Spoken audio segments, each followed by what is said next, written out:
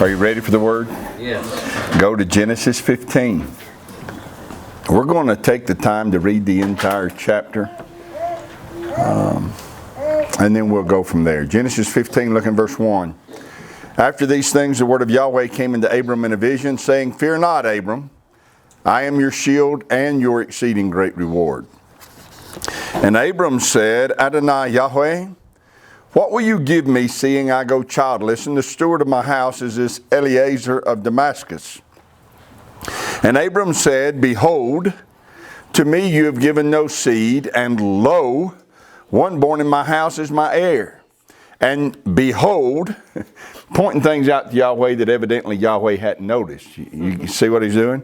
Behold, the word of Yahweh came unto him, saying, This shall not be your heir, but he that shall come forth out of your own bowels shall be your heir. And he brought him forth abroad and said, Look now toward heaven, and tell the stars if you be able to number them. And he said unto him, So shall your seed be. And he believed in Yahweh, and he counted it to him for righteousness. And he said unto him, I am Yahweh that brought you out of Ur of the Chaldees to give you this land to inherit it. So notice what Yahweh does in verse 7. Reminds Moses of who he is and what he's done. I am Yahweh. I brought you out of Ur, and I brought you out to give you this land. That's what I brought you out to do, and that's what's going to happen. Verse 8. And he said, Adonai Yahweh, whereby shall I know that I shall inherit it? And he said unto him, Take me a heifer of 3 years old, and a she-goat of 3 years old, and a ram of 3 years old, and a turtle dove, and a young pigeon. And he took unto him all these pieces, and divided them in the midst, and laid each piece one against another. But the birds divided he not. And when the fowls came down upon the carcasses, Abram drove them away. And when the sun was going down, a deep sleep fell upon Abram, and lo, a horror of great darkness. The darkness there is used figuratively to speak of misery. So figuratively it's saying that a horror of great misery fell upon him. And he said unto Abram, Know of a surety that your seed shall be a stranger in a land that is not theirs, and shall serve them, and they shall afflict them 400 years. What nation is he talking about? Egypt. And also that nation whom they shall serve will I judge. And afterward shall they come out with great substance. Did they? Yes. They left with the riches of Egypt. Verse 15. You shall go to your fathers in peace. You shall be buried in a good old age. I find it interesting that it says there in verse 15, you shall go to your fathers in peace. Can't be talking about his genetic fathers, because Yahweh told him in Genesis 12 to get away from his father's house. It's not somebody he wants him to join back to. So Yahweh is not telling Abram to get away from his kindred and then telling him, well, you're going to return to your kindred. I think it's being not to be taken literally. I think it's to be taken figuratively. In Genesis 4 it says that Jubal is the father of all who play the harp and the organ. Well, that's not to be taken figuratively.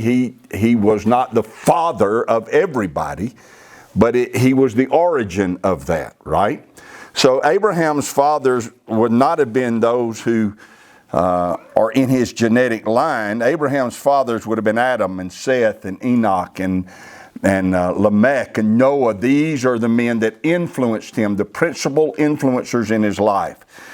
And Yahweh said, you shall be buried, but it's going to be in a good old age. Verse 16, but in the fourth generation, they shall come here again, for the iniquity of the Amorites is not yet full. And it came to pass that when the sun went down and it was dark, behold, a smoking furnace and a burning lamp that passed between those pieces. In the same day, Yahweh made a covenant with Abram, saying, Unto your seed have I given this land, from the river of Egypt unto the great river, the river Euphrates. The Kenites, the Kenizzites, the Cadmonites, and the Hittites, the Perizzites, and the Rephaim, and the Amorites, and the Canaanites, and the Girgashites, and the Jebusites. Changing our service at the last minute from Sabbath to tonight, Saturday morning till tonight. I sat down last night to prepare for our study here together tonight. And I had in my mind that I should use our time together to speak on the immense importance of this Abrahamic covenant. I even, as I sat down last night, wrote out a title for the study before I made any notes at all. And the title of the study was simple: The Covenant. But as I read and reread the text, and as I sought to collect my thoughts, as I sought to hear from Yahweh, I couldn't seem to formulate any direction on how to proceed. And I tried for quite a while.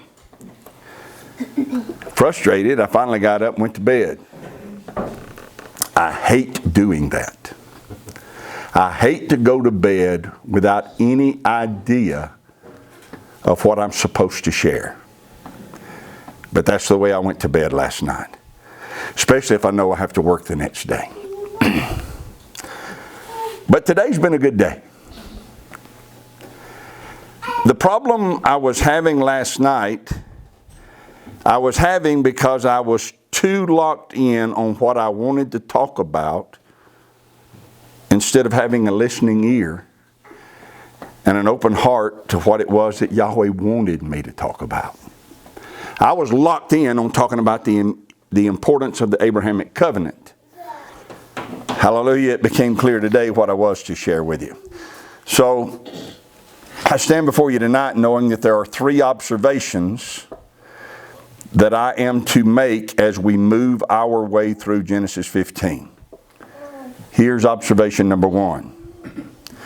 You cannot have the beautiful, powerful narrative we read in Genesis 15 apart from the obedience found in Genesis 12. Genesis 12 began with these words. Now Yahweh said to Abram, "Get out." That's what it says. Yahweh said to Abram, "Get out. Get out of your country, get away from your kindred, and get away from your father's house." Get out of your country, get away from your kindred, and get out of your father's house, unto a land that I will show you. The obedience of Abram in Genesis 12 to those instructions from Yahweh makes possible the exchange, the beautiful exchange we see taking place between Abram and Yahweh in Genesis 15. Had Abram not obeyed then none of what transpired in chapter 15 would have been able to transpire. So allow me to state this observation in terms that I think will make it easier for you and I to relate to.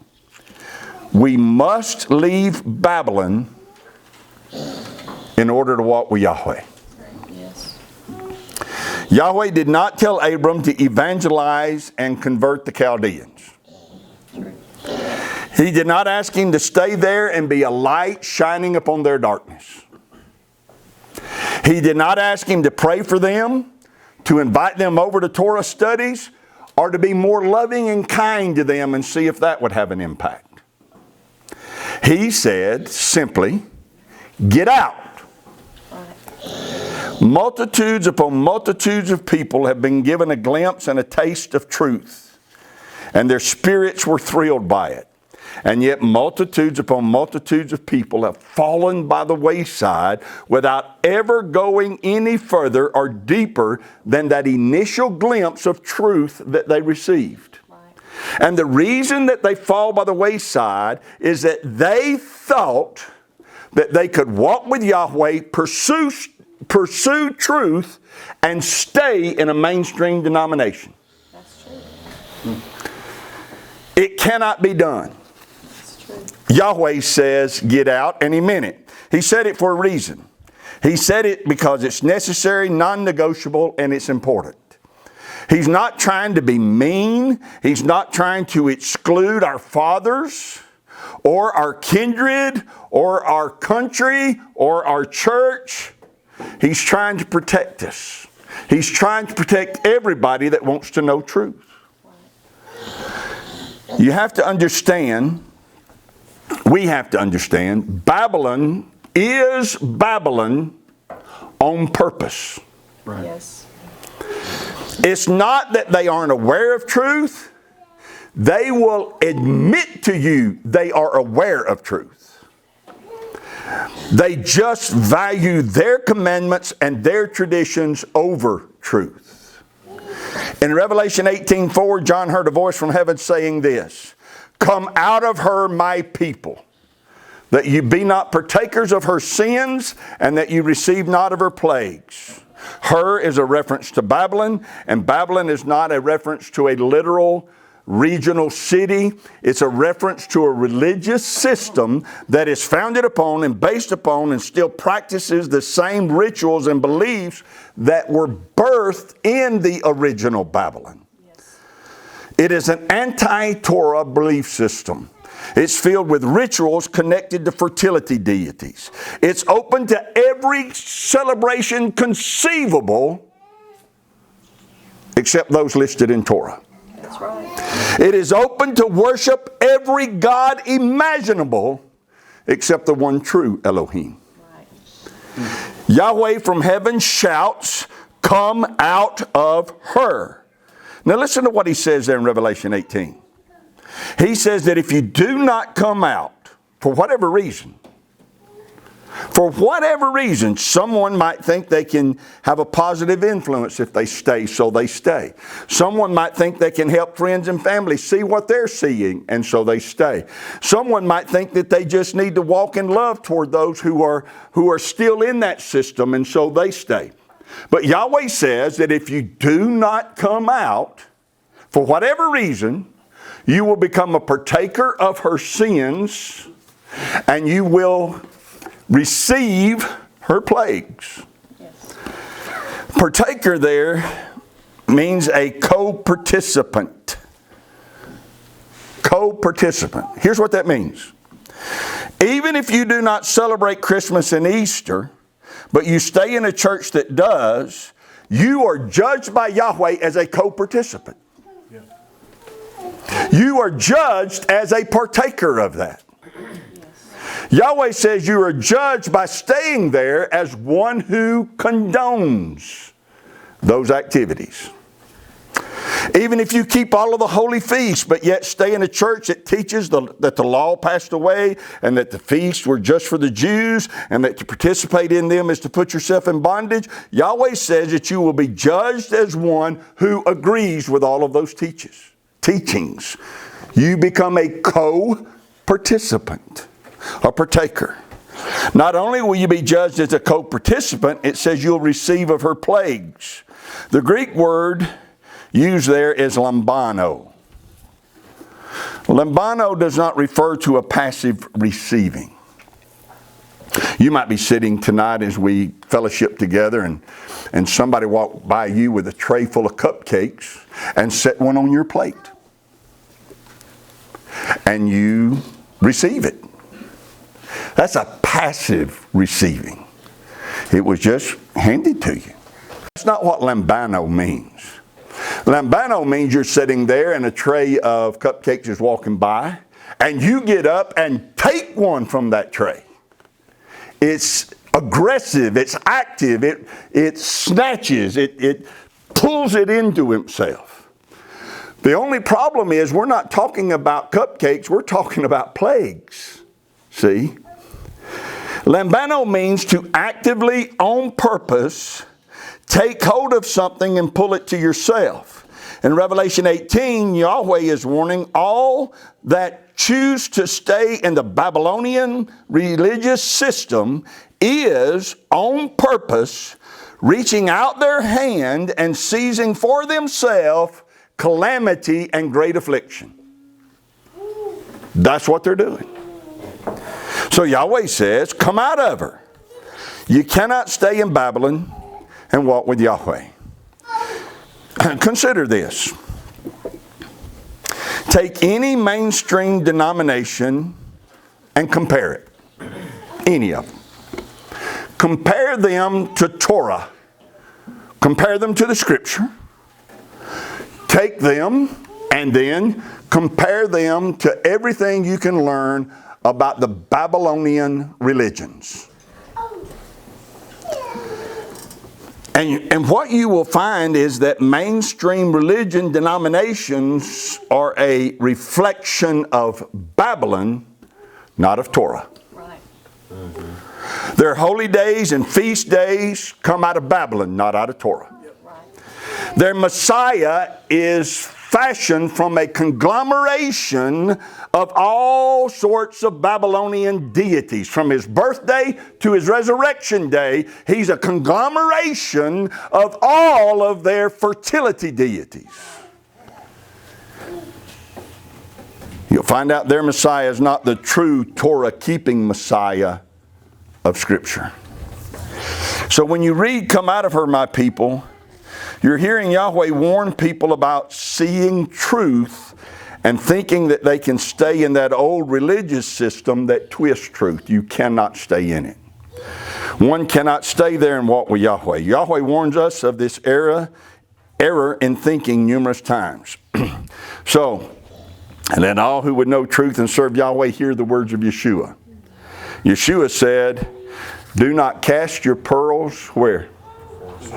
Before swine. Right. If he said that, why is it that people think they can stay in a religious pig pen and make people accept truth? You can't do it. Right. Listen to Yeshua. Yeshua said, if you cast your pearls before swine, what will the swine do? They'll do two things. Turn on you and trample. They'll trample the pearls under their feet, because truth means nothing to them. And then they turn on you and rend you to pieces. They'll cut you to shreds, either till you comply or you leave. So you may as well leave. That's right. Right? Hear Yeshua again. In Mark 6, verse 11, he said this, "Whosoever shall not receive you nor hear you when you depart from there, shake off the dust under your feet for a testimony against them. Verily I say to you, it shall be more tolerable for Sodom and Gomorrah in the day of judgment than for that city." So notice he did not say, stay and pray harder. Notice he didn't say, try to come up with a more convincing presentation. Notice he didn't say, show them more love. Notice he didn't say, take a survey among them and ask them what they would like to find in a church. He said, get out. You don't want their judgment being on you, so shake the very dust off your sandals before you leave. People are so hesitant to leave. They talk of how difficult it is. Their friends are there. Their family is there. And then there are the programs and the amenities that are associated with the larger churches. Hear Yeshua once again. He says, the gate into truth is straight or narrow, and the way is straight. And he said this, few there be who find it. So, everyone who wants to walk in truth needs to understand that the likelihood that you can walk in truth and be part of a large fellowship is not very high. But if you want the deeper relationship with Yahweh that Abram experienced in chapter 15, then you're going to have to do what Abram did in chapter 12. You're going to have to get out of your church and from your father's house and from your kindred and away from that Babylonian religious system. It's the only way. So, observation number one. There's no chapter 15 without the obedience of chapter 12. We must come out of Babylon to walk with Yahweh. Observation number two. We must never think that leaving Babylon is the end goal. It's just the first step. Until we leave Babylon, we haven't even started on our journey with Yahweh. That's the first step. But leaving Babylon isn't the end goal. In Genesis 12, Yahweh said to Abram, get out. Then he gave him 5 goals or 5 reasons to get out. Okay? Listen to what he said. Get out so I can show you a land. Number 1. Get out so I can make you a great nation. Number 3. Get out so I can bless you. Number 4. Get out so I can make your name great. Number 5. Get out so that you can be a blessing. You cannot be a blessing to others in Ur. You cannot be a blessing to others in that religious system. You have to get out, but get out so you can be a blessing. So whatever it is that Yahweh wants to do for us, through us, and by us, He cannot do it until we get out of Babylon. But we need to constantly remind ourselves that it isn't just about what He has delivered us from, but it's about what He's delivering us to that is important. True, I walked away from the belief that Sunday's the new Sabbath. Yes, I've walked away from the celebrations of Christmas, Easter, Halloween, and the such. Yes, I've walked away from the belief that the Sabbath is a burden, that the law is bondage. Yeah, I walked away from the belief that Yeshua kept the law so that I wouldn't have to. Yeah, I walked away from all of that. That's great. But now let's talk about what I walked into. Yahweh wants to take those who serve Him and lift them up as beacons in a dark world. He wants to make us the head and not the tail, above and not beneath. He wants us to be blessed going in and blessed going out. And I sometimes get amazed by how resistant that those who are in this Torah-seeking Hebrew roots, whatever you want to call it, I get amazed by how resistant people can be to any talk of Yahweh wanting to bless us. Want to talk about leaving Babylon and embracing Torah, but yet want you to ignore all the places in Torah it talks about how much Yahweh wants to bless us. When we got to Genesis 14, through Facebook and YouTube, we had a few folks who had connected with us, and some of them were even making contributions to us. But when we got to Genesis 14, and it says, and it says, and Abram was very rich in cattle and in gold and in silver, and I dared to preach that. It offended people, and they quit. I want to know the truth. Well, Yahweh wants to bless you. I don't want to hear that get rich stuff. No. And they cut us off. There's no other way to say it than to say Yahweh wants to bless us. And if that offends people, I don't care. I'm not saying give to me so you can be rich. That's wrong.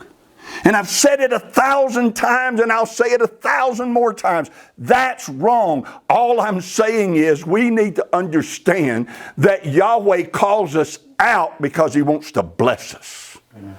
Listen to Yahweh. 5 things He said in Genesis 12. I will show you a land. Why is He going to show it to him? Because He's going to give it to him. I will make you a great nation. I will bless you. I will make your name great. You will be a blessing. There is not one negative thing said there. That doesn't mean there wasn't going to be challenges and heartaches and battles and setbacks. But Yahweh's intention was to get Abram out of Ur so that He could do great things for him and through him. Yahweh wants to do great things through us. But in order to do great things through us, He must first do great things for us. He never intended for us to get out of the Babylonian religious system and to hide in mountains until He splits the heavens and returns. He never intended for us to come out and to think that coming out was the end goal. Coming out is just the beginning. Now we walk with Him, and He makes His face shine upon us and is gracious to us. He lifts up His countenance upon us and gives us shalom. And shalom means nothing broken and nothing missing. Notice the order given in Genesis 12. The first 4 things are things Yahweh was going to do for Abram. The last thing mentioned was Abram would be a blessing. Don't you want that? Don't you want to be a blessing? It's therefore necessary that we start believing and looking for the things that Yahweh wants to do for us so that we can be. He told Abram 4 things He is going to do for him so that he could be a blessing. We've got to start believing. I want to be a blessing. Yahweh wants me to be a blessing. Therefore, He's going to do these things for me so I can be a blessing. We've got it backward. We think, well, I need to start being a blessing so that Yahweh will do things for me. We're going to manipulate Him into doing things for us. No, no, no.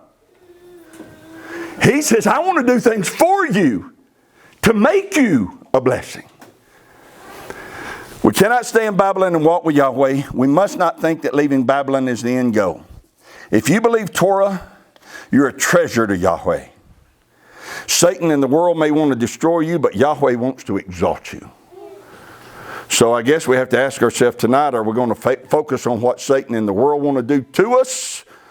Or are we going to focus on what Yahweh wants to do for us?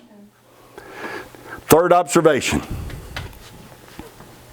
We must not allow life's challenges to cause us to forget or to doubt Yahweh's promises.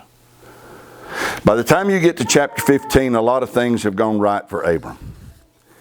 He's very rich in cattle, gold, and silver. He's respected by everyone and by nations. He's proven to be a mighty leader, respected leader, and a warrior. But by the time you get to chapter 15, Abraham has also had to face some hardships and challenges. There was a famine that caused him to have to leave and go sojourn in Egypt. That was a dangerous thing for him to have to do. He could have been killed by evil leaders just so they could steal his beautiful wife. Then there was the horrible issue caused by Lot's herdsmen. That led to him having to ask Lot to leave. It's possible, I'm not saying it's a fact, but I would suggest it's possible that in the back of Abram's mind, he thought that if he never had a son, at least he would have a kinsman to pass his inheritance on to. Not anymore. Now all he has left is Eliezer, the servant. Lot's gone. Then there was, in chapter 14, the matter of the 4 kings attacking the 5 kings, taking all the goods and all the people, including Lot. And Abram had to take his 318 servants and go to war to retrieve the goods and the people. And no matter how it may look when written, there's nothing glamorous about war, even when you win. All of these things have taken a toll on Abram. Abram's gone through some very difficult times. And besides all of those difficult times, he has upon himself the daily responsibility of having servants and cattle and riches. All of his businesses didn't run themselves. You can hear his fatigue and perhaps his frustration in chapter 15. And Yahweh exposes his fear that's taking root in Abraham's heart when Yahweh says to him, "Fear not, Abram." He wouldn't have said it unless Abraham was. "Fear not, Abram. I am your shield, your exceeding great reward." Upon hearing those amazing words, did Abraham shout in joy? Upon hearing those amazing words, did he say hallelujah and express gratitude to Yahweh?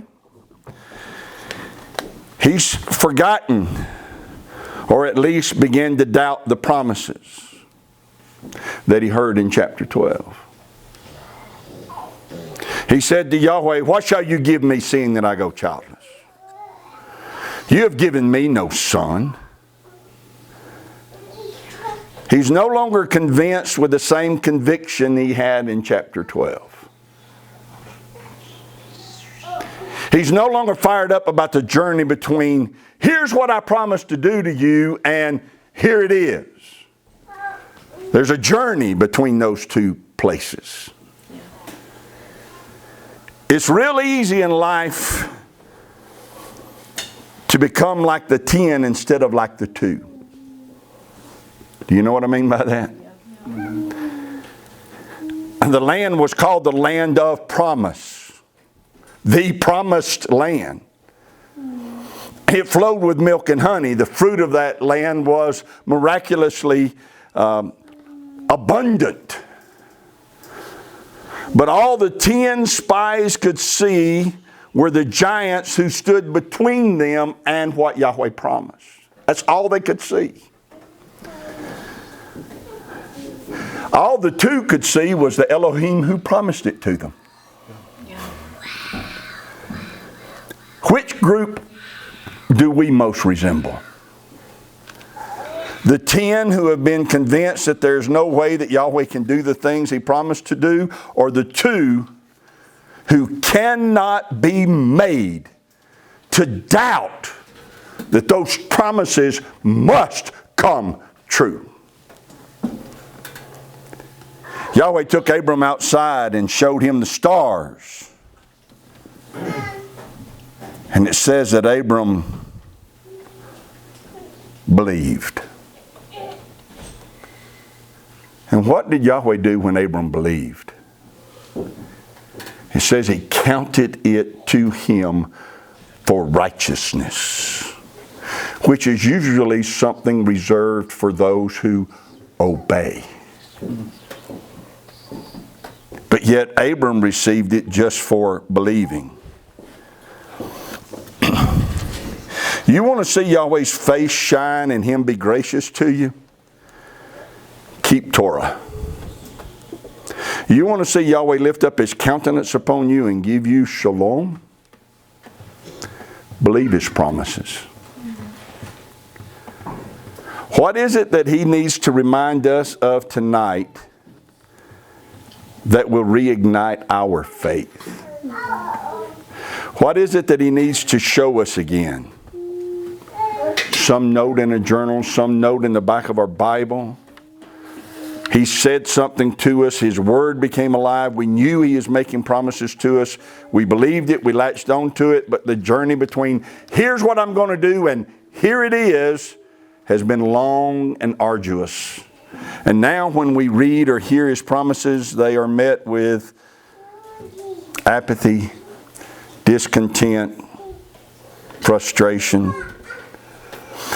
Instead of believing those promises, have we begun to remind Yahweh of all the things we thought He would have done by now but hasn't? Instead of being convinced that what He says He'll do, we find ourselves vocalizing our frustration that it hasn't happened yet. In Numbers chapter 11, there's a story of the children of Israel becoming tired of eating manna. Leaks. And they murmured and complained. And Yahweh heard their murmuring. And Yahweh told Moses, tell them this, I'm going to give them meat to eat. Not for one day. He said, not for 10 days. Not for 20 days. But for a month, I'm going to give them meat to eat. That's quite a promise. So amazing a promise that Moses did his best to get Yahweh to rethink that. Moses was convinced that Yahweh, in the heat of the moment, was promising something that He couldn't actually do.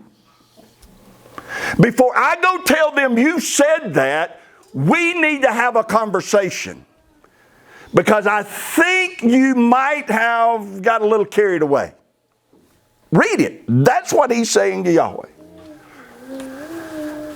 Moses is convinced that Yahweh has not considered all of the variables that would make the thing he's promising actually impossible to do.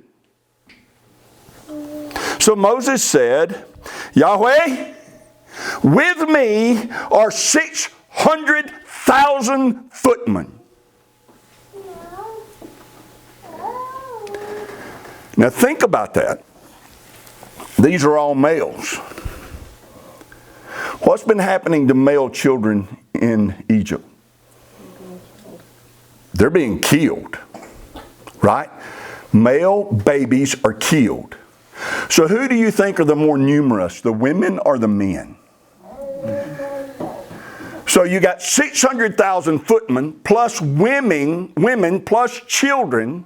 So it's easy to consider there could be 2.5, 3.5 million people. We're never actually told, but there's a lot of people. So Moses said to Yahweh, I've got 600,000 footmen. Shall all of the herds and the flocks be killed to give them meat? And shall all the fish of the sea, all, not some, shall all of the fish of the sea be gathered to feed them with? In other words, Yahweh, what you just offered was a very kind offer, sir, but it's impossible to do what you say you're going to do. Yahweh said, anybody remember what he said? Is my hand waxed short? Literally, you know what that means? Yahweh said, did somebody chop my hands off while I wasn't looking?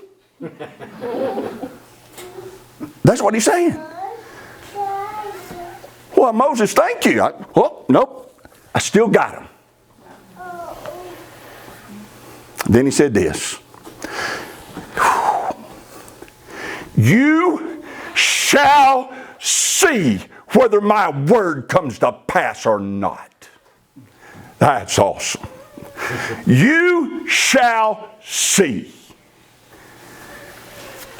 Yahweh sent a wind that brought quail from the sea. He caused them to fall around the camp of these 3.5 million people. How big a camp does 3 million people take? It covers several acres, don't you think? But here's what the Bible said. How many quail did he cause to fall among them?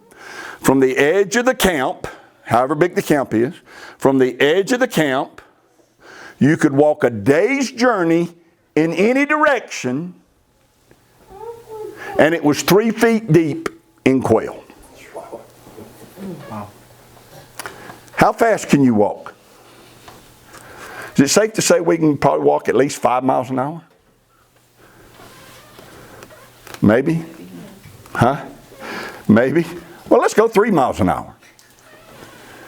And let's say you walk at least 8 hours. That's 24 miles. 24 miles in any direction, 3 feet deep in quail.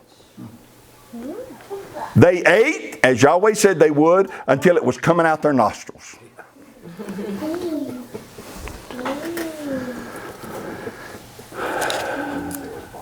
With that in mind, then I ask you, what promise did he make to you? What promise did he make to us? What promise do we read in his word, and when we read it, we want to treat Yahweh like Moses did? Surely he can't do that for me. Surely he didn't mean that literally. Surely he exaggerated. Surely he didn't consider all of the variables that's going to prevent that from coming to pass. Surely he shouldn't be expected to make that come to pass. So tonight Yahweh says to us, don't let the challenges of life cause you to forget or to doubt my promises to you. Believe them and I'll count it as righteousness. Nobody has yet been able to chop off my hands. Surely you shall see. Surely you shall see your body healed.